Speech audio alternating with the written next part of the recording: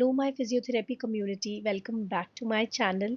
आज हम डिस्कस करने वाले हैं transcutaneous electrical nerve stimulation TENS. अगर आप लोग न्यू हैं इस चैनल पे तो सब्सक्राइब ज़रूर कर लीजिएगा सो दैट आप आगे के टॉपिक्स मिस ना करें।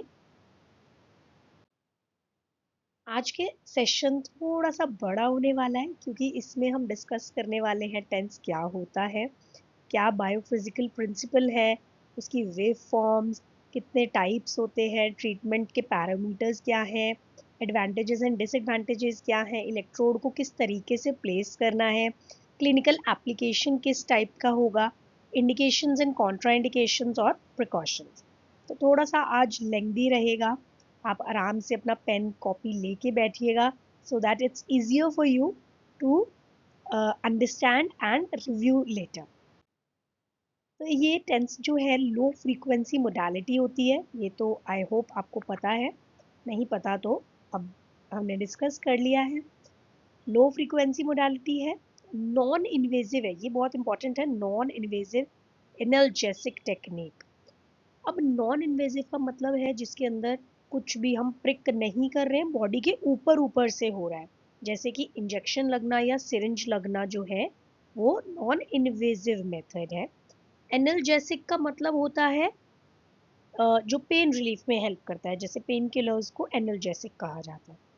ठीक है, इसका पर्पस है कि ये रिलीव करता है नोसिसेप्टिव, न्यूरोपैथिक और मस्कुलोस्केलेटल पेन को। TENS is an application of electrical stimulation to skin through surface electrodes to stimulate the nerve fibers primarily for pain relief. TENS जो है वो एक इलेक्ट्रिकल स्टिमुलेशन है, हमारी स्किन पे लगाते हैं हम इलेक्ट्रोड्स की हेल्प से, जिसका काम है नर्व फाइबर्स को स्टिमुलेट करना और उसका फंक्शन है पेन को रिलीव करने का। बायोफिजिकल प्रिंसिपल है इसका pain gate theory. Pain gate theory पे काम करता है ये। पेन गेट थ्योरी अपने आप में एक बहुत बड़ा टॉपिक है जो आपको मेरे चैनल पे मिल जाएगा। इन केस अभी अपलोडेड नहीं है तो कुछ दिन में अपलोड हो जाएगा, डोंट वरी।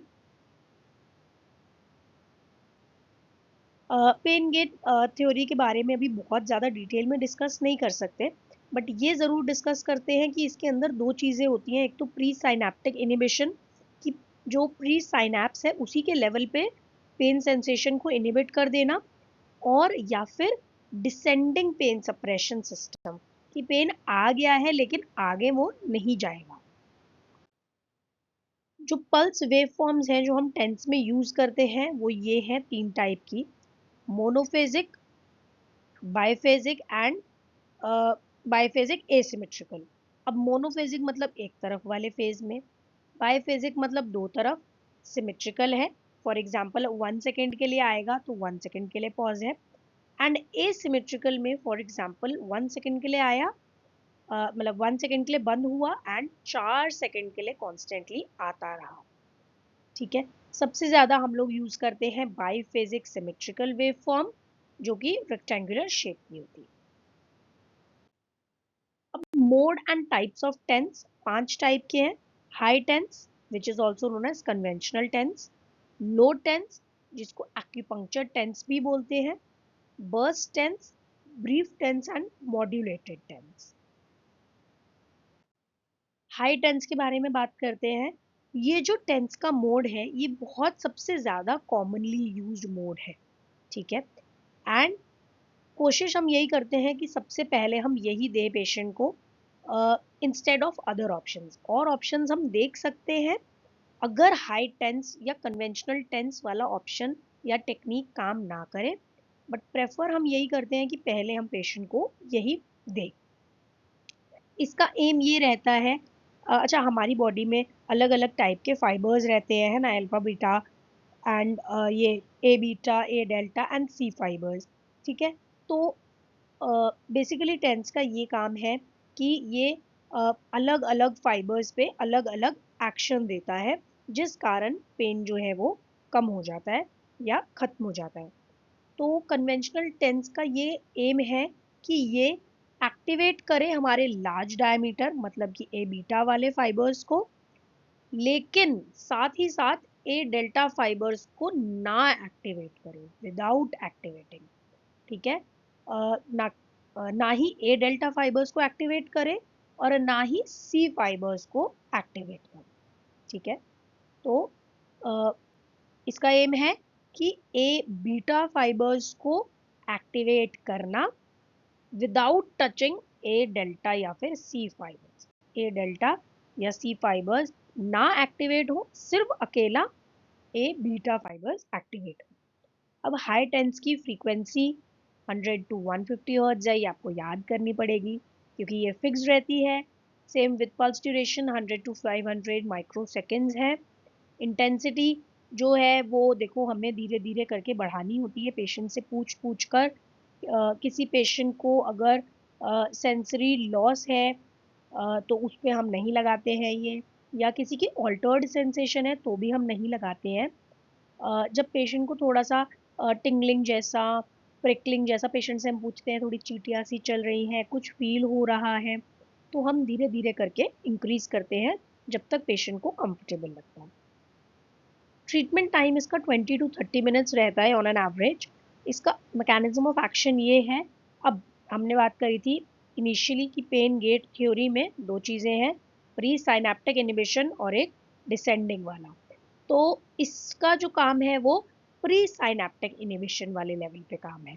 ठीक है, तो इसीलिए जो पेन रिलीफ होता है इसमें वो काफ़ी रैपिड होता है, लेकिन टेम्पररी होता है। ठीक है, ये इसका ग्राफ फॉर्म है।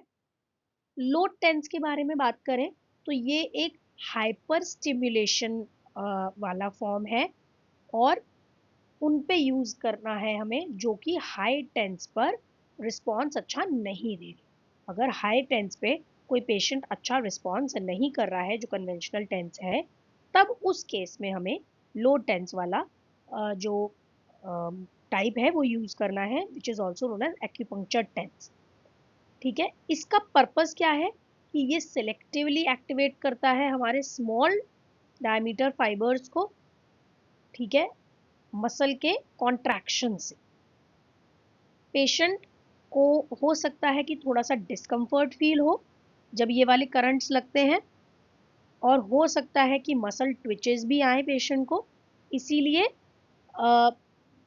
इससे बेटर होता है, मतलब इसमें बेटर है कि हम जो पल्स है वो बर्स्ट में यूज करें। कॉन्टिन्यूस अगर देते रहेंगे तो पेशेंट को अनकंफर्टेबल फील होगा, तो इसीलिए बर्स्ट में देते हैं हम इसको। ट्रीटमेंट पैरामीटर्स अगेन याद करने पड़ेंगे, फिक्स्ड ही रहते हैं ये। Frequency is 1 to 5 hertz, pulse duration 100 to 150 micro seconds में रहती है ये। इंटेंसिटी 30 मिली एम्पेयर्स से ज़्यादा रखनी होती है हमें, और धीरे धीरे करके बढ़ाना है जब तक पेशेंट को मसल ट्विच फील ना होने लग जाए। अगेन ट्रीटमेंट टाइम जो है वो 20 टू 30 मिनट्स का रहता है। मोस्टली ये यूज हम करते हैं क्रॉनिक मस्कुलोस्केलेटल पेन में। ऑब्वियस सी बात है, एक्यूट पेन होगा, इनिशियल डेज वाला पेन होगा तो हम हाई टेंस यूज करेंगे या कन्वेंशनल टेंस जो है उसको यूज करेंगे। बट अगर कोई पेशेंट उस पर अच्छा रिस्पॉन्ड नहीं कर रहा, जो पेन है वो बहुत पुराने समय का है, तो हम इसको यूज करेंगे। Now this works on descending pain suppression system. जो हमारा हाई टेंस था उसमें हम प्री साइनेप्टिक इनिबिशन वाले सिस्टम पे काम कर रहे थे, इसमें हम डिसेंडिंग पेन सप्रेशन सिस्टम पे काम करते हैं। अब इसमें जो पेन रिलीफ है वो धीरे धीरे आएगा, लेकिन लंबे समय तक रहेगा उसका जो असर है वो। ठीक है, ये इसका ग्राफ फॉर्म है। Now talking about burst TENS. Burst mode में क्या रहता है कि हाई फ्रीक्वेंसी की पल्सेस दी जाती हैं। ठीक है, ये कॉम्बिनेशन है कन्वेंशनल टेंस का और एक्यूपंक्चर टेंस, मतलब हाई टेंस और लो टेंस का कॉम्बिनेशन है। इसके अंदर base line low frequency current होता है और high frequency burst of pulses है, मतलब जो करंट है वो लो फ्रीक्वेंसी का है और जो पल्सेस है वो बर्स्ट में हाई फ्रीक्वेंसी की जा रही है। तो जो फ्रीक्वेंसी है बर्स्ट पल्स की वो है अराउंड 1 टू 5 हर्ट्ज। अगेन ये आपको याद करना पड़ेगा, इसमें कुछ चेंज नहीं होता है, फिक्स्ड होता है ये। तो फ्रीक्वेंसी जो है वो 1 to 5 हर्ट्ज की है, और ये ना मतलब ऐसे थोड़ा थोड़ा थोड़ा थोड़ा करके देते हैं 50 to 500 हर्ट्ज तक। एंड जो ये मोड है ये दिया गया था एरिक्सन के थ्रू 1976 में। ऑल्दो ये इंफॉर्मेशन बहुत रेलेवेंट नहीं है आपके लिए, बट पता होना चाहिए because these are the type of questions जो वाइवा में पूछ लिए जाते हैं। अच्छा, और ये जो बर्स्ट टाइप ऑफ करंट है ना, ये ज्यादा टॉलरेबल है लो टेंस से, क्योंकि हमने बताया लो टेंस जो है वो थोड़ा अनकंफर्टेबल टाइप का करंट है, तो उससे ज्यादा कंफर्टेबल है बर्स्ट टाइप ऑफ करंट। ठीक है, ये इसका ग्राफ फॉर्म है। Brief intense TENS, the brief duration of application and stimulus intensity is higher. नाम से समझ आ रहा है ब्रीफ और इंटेंस। ब्रीफ मतलब छोटा, मतलब थोड़ी सी ड्यूरेशन का एप्लीकेशन होगा, आएगा करंट थोड़ी सी देर के लिए, लेकिन जो वो करंट आएगा, वो जो स्टिमुलस होगा, उसकी इंटेंसिटी जो होगी वो काफी हाई होगी और मोड्स के मुकाबले। ठीक है, तो नाम से समझ में आ रहा है ब्रीफ इंटेंस, थोड़ी सी देर के लिए, लेकिन करंट जो है वो इंटेंस है, थोड़ा सा हायर है और दूसरे मोड से। उसका ट्रीटमेंट पैरामीटर्स रहेगा 100 to 250 हर्ट्ज। पल्स ड्यूरेशन रहेगी हमारी 150 to 250 माइक्रोसेकेंड्स। इंटेंसिटी इसकी थोड़ी सी हाई रखते हैं, जितना पेशेंट ऑफकोर्स टॉलरेट कर पाए, धीरे धीरे करके हम बढ़ाते रहते हैं। Treatment time is less than 15 minutes, क्योंकि स्टिमुलस जो है वो काफ़ी हाई है, काफ़ी तेज है, इंटेंस है। ठीक है, और इसका भी जो वर्किंग है वो डिसेंडिंग पेन सप्रेशन सिस्टम पे वर्क करता है, pain gate theory. This is the graph talking about modulated TENS. I hope मैं बहुत ज़्यादा जल्दी नहीं जा रही हूँ, क्योंकि ये काफ़ी लंबा टॉपिक है, तो आई थॉट कि मैं इसको थोड़ा जल्दी जल्दी कवर कर देती हूँ। आपके पास कंटेंट यहाँ है सारा, आपको कोई भी कंफ्यूजन हो आप कमेंट्स में पूछ सकते हैं मुझसे। एंड स्टिल आपको लगे अगर कुछ ये बहुत फास्ट जा रहे हैं, तो आप बताएं, आगे से हम थोड़ा सा और स्लो डाउन कर सकते हैं। नहीं तो आप थोड़ा सा स्लो करके भी देख सकते हो, प्लेबैक स्पीड को थोड़ा सा स्लो करके देख सकते हो। मॉड्यूलेटेड टेंस की बात करते हैं। मॉड्यूलेशन का देखो अपने आप में मतलब क्या है, कि हम इसको मॉड्यूलेट कर सकते हैं, मतलब फ्रीक्वेंसी, एम्पलीट्यूड, पल्स ड्यूरेशन के अंदर वेरिएशन ला सकते हैं। ठीक है, कुछ कुछ देखो हर मशीन अलग है। अब टेंस की किसी के पास पॉकेट टेंस है, किसी के पास बड़ा वाला टेंस है, किसी के पास कोई दूसरी कंपनी का है, तो किसी के पास किसी कंपनी का है, तो हर मोडालिटी अलग है। किसी किसी में वेरिएशन है इन तीनों में, फ्रीक्वेंसी में, एम्पलीट्यूड में और पल्स ड्यूरेशन में। किसी किसी में सिर्फ सब में नहीं है, सिर्फ फ्रीक्वेंसी में या सिर्फ एम्पलीट्यूड में वेरिएशन है, पल्स में नहीं है, मतलब कॉम्बिनेशन कुछ भी हो सकता है, हर मशीन के लिए अलग। Now if the output is set for amplitude, एक साइक्लिक मॉड्यूलेशन प्रोड्यूस होगी। मतलब अगर आउटपुट में हमने सेट कर दिया है कि एम्पलीट्यूड में मॉड्यूलेशन लाना है, तो एक साइक्लिक मॉड्यूलेशन प्रोड्यूस होगी, जो कि जीरो से लेकर जो प्रीसेट लेवल होगा उस तक जाएगी, और फिर वापस धीरे धीरे करके जीरो पे आ जाएगी।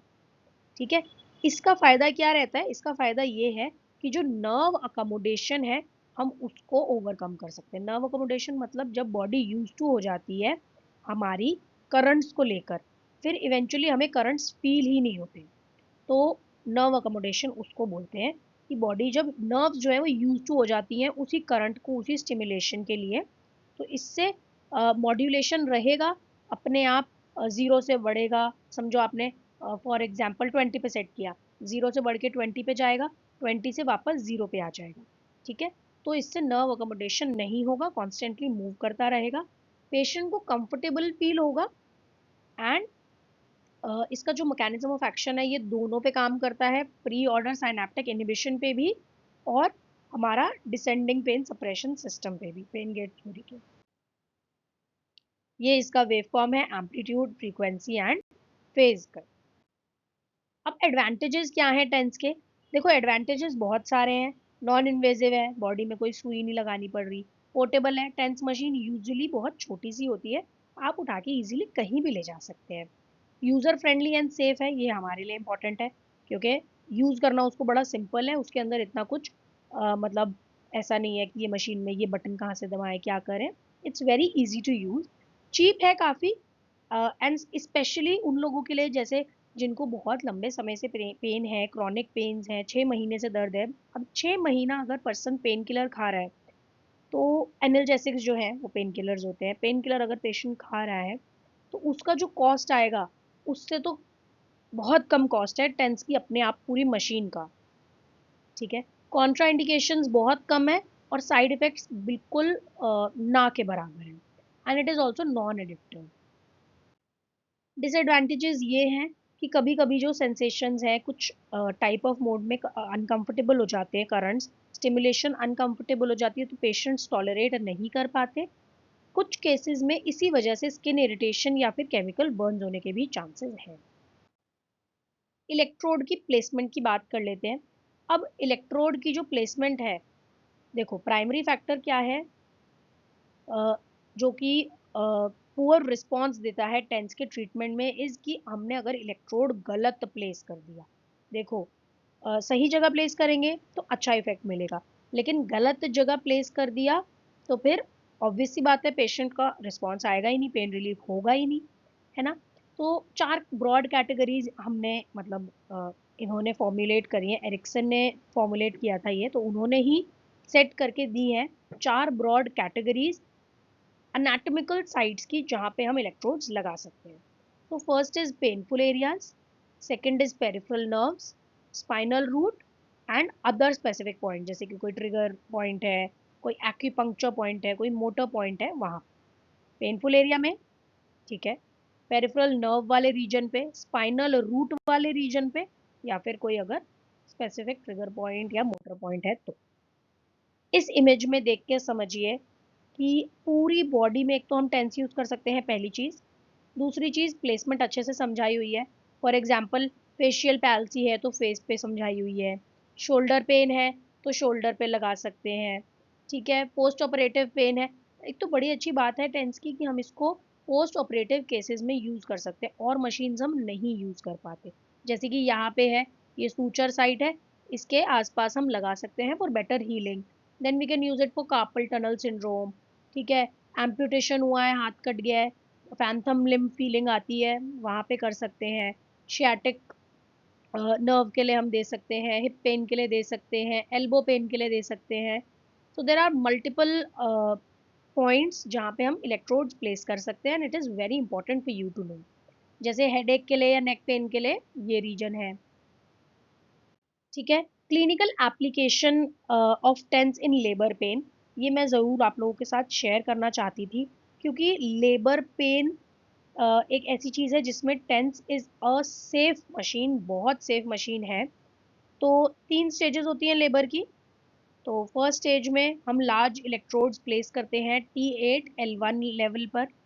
ठीक है, सेकेंड स्टेज पे हम इलेक्ट्रोड्स प्लेस करते हैं S2 S4 रीजन पर, एंड थर्ड स्टेज पे हम लोग 2 डिस्टल इलेक्ट्रोड्स हटा देते हैं और उसको हम लोग एब्डोमेन का जो वी शेप होता है, जो प्यूबिक ट्रायंगल होता है, वहाँ पे हम प्लेस करते हैं। और डिलीवरी के बाद जो थोरैको लंबर रीजन है उसके प्रॉक्सिमली हम इलेक्ट्रोड्स को प्लेस कर देते हैं। This is entirely for pain relief, क्योंकि लेबर पेन जो है वो काफ़ी अनकंफर्टेबल टाइप ऑफ पेन होता है। TENS helps a lot. तो हमेशा याद रखिएगा कि लेबर पेन में और कुछ भी आप यूज नहीं कर सकते। TENS is the only safe machine which can be use during labour pain. ठीक है, इंडिकेशंस आर, देखो एक्यूट पेन है तो फिर वही मस्कुलोस्केलेटल पेन होगा, डेंटल पेन होगा, लेबर का फर्स्ट या सेकंड स्टेज होगा, पोस्ट ऑपरेटिव इंसिशन पेन है। क्रॉनिक केसेस हैं जैसे लो बैक पेन हो गया, आर्थराइटिस हो गया, कैंसर, फैंथम लिम्ब पेन, तो इन सब चीज़ों में हम टेंस को यूज कर सकते हैं। कॉन्ट्रा इंडिकेशन, अगर कोई इम्प्लांट हो रखी है डिवाइस, पेस मेकर लगा हुआ है फॉर एग्जाम्पल, या न्यूरोस्टिमुलेटर लगा हुआ है, तो उसमें हम ऑफकोर्स नहीं कर सकते, क्योंकि इम्प्लांटेड डिवाइसेस जो है वो हमारे करंट्स के साथ मतलब ऐसे इंटरफेयर करती हैं, या तो डिवाइस खराब हो सकती है और हमारी मशीन भी खराब हो सकती है और पेशेंट को हार्म भी पहुंच सकता है। और मेटल जो है वो इजीली करंट कैच कर लेता है तो शॉर्ट सर्किट होने का भी चांस है, पेशेंट को करंट भी लग सकता है। फिर कैरोटिड साइनस में हम नहीं देते हैं, मतलब ये जो नेक के पास रीजन है, वहाँ पे लिटरली हमारी कैरोटिड आर्टरी होती है, उसके ऊपर हम कभी भी टेंस नहीं लगाते हैं, हाइपोटेंशन होने का चांस रहता है। ठीक है, कैरोटिड आर्टरी पे हम अप्लाई नहीं करते हैं क्योंकि हाइपोटेंशन होने का चांस होता है। और अगर कहीं पे स्किन डैमेज्ड है तो हम वहाँ पे नहीं करेंगे, क्योंकि जो टेंस है वो हमारी स्किन की इम्पिडेंस को कम करता है और हाई करंट जो है वो फ्लो करता है। तो ऐसे एरिया पे अगर हमने करंट लगाया तो पेशेंट को करंट लगने का चांस बढ़ सकता है।